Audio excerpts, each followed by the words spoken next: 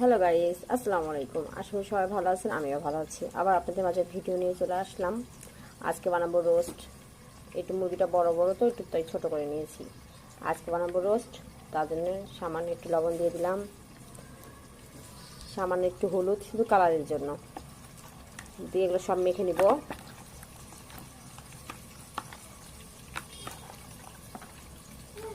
মাখতেছি, পেঁয়াজ দিয়েছি বেরেস্তা করতে। বেরেস্তাটা হয়ে গেলেই মুরগির মাংসটা ভেজে নিব।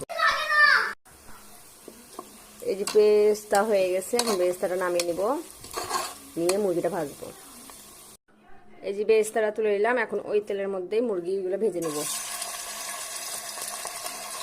মুরগিটা বড় ছিল তাই একটু ছোটো ছোটো করে নিয়েছি, যেন মশলাগুলো ভালো করে ঢুকে।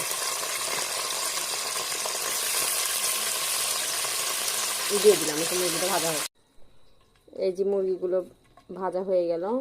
এই যে মুরগি ভাজার তেলের মধ্যে দিয়ে দেবো মশলা,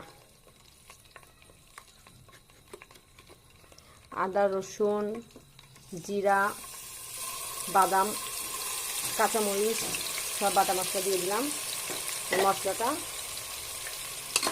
তেলের সাথে ভেজে নিলাম।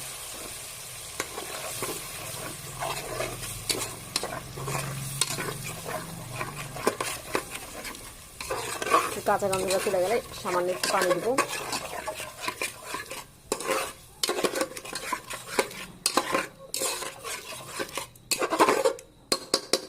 ভাজা হয়ে গেল, একটু সামান্য দিয়ে দিলাম তেল, মশলা যে না পড়ে যায়।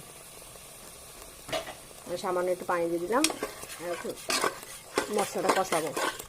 রোস্টের মশলা যত কষানো হবে তাতে স্বাদ লাগবে। আর এর মধ্যে দিয়ে দিব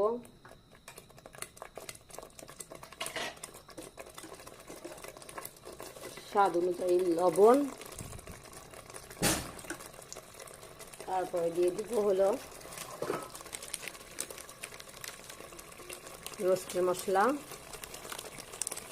রাঁধুনি রেডিমেড মশলা ব্যবহার করতেছি রোস্টের।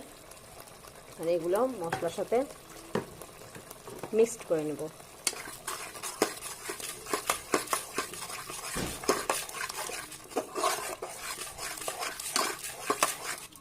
মশলাগুলো এখন কষুক।